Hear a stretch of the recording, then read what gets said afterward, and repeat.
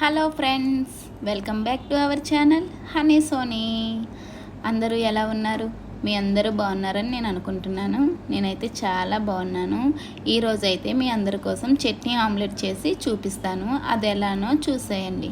మొన్న నేను చేసుకున్నాను కదా కరివేపాకు పచ్చడి, అందులో కొద్ది వాటర్ వేస్తే అదే చట్నీ అవుతుంది కదా, కాకపోతే నేను వాటర్ వేయలేదు.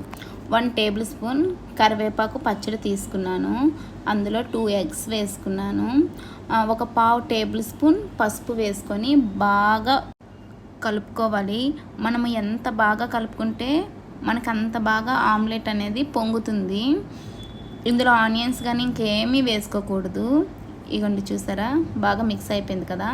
ఇప్పుడు ఒక చిన్నది లోతుగా ఉండే కళాయి తీసుకొని అందులో కొంచెం ఆయిల్ మాత్రం ఎక్కువగానే వేసుకోండి. 2 టేబుల్ స్పూన్స్ అయితే నేను వేసుకున్నాను.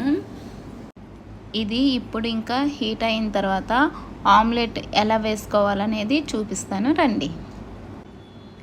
చూసేయండి, చట్నీ ఆమ్లెట్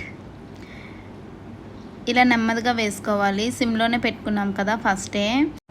నేను ఒక స్పూన్ తీసుకొని ఇలా అయితే కదుపుకుంటున్నాను, కిందకు వెళ్తుందని. ఎందుకంటే ఎగ్ మిక్సర్ అనేది మీద కొద్దిగా ఎక్కువగా ఉంటుంది కదా, అందుకనేసని. ఇది ఇంకా ఒకవైపు బాగా కుక్ అయిన తర్వాత నెమ్మదిగా ఇలాగా జల్లి సట్రమైన ఒక స్పూన్ 2 కలిపి నెమ్మదిగా తిరగేసుకోవాలి. అదిగోండి అలా. టేస్ట్ అయితే బాగా వచ్చిందన్నారు పిల్లలు. చూసారా ఎంత బాగా వచ్చిందో. ఈ కరివేపాకు పచ్చడనే కాదు, మీరు ఏ పచ్చడి ఇంట్లో రోటి పచ్చడి చేసుకున్నా దాంతో అయితే ఇలా ట్రై చేయండి, బాగా వస్తుంది. టేస్ట్ కూడా సూపర్గా ఉంటుంది. చూసారా ఎంత బాగుందో. చట్నీ ఆమ్లెట్ రెడీ అయిపోయింది. నా వీడియో అయితే మీ అందరికీ నచ్చింది అనుకుంటున్నాను.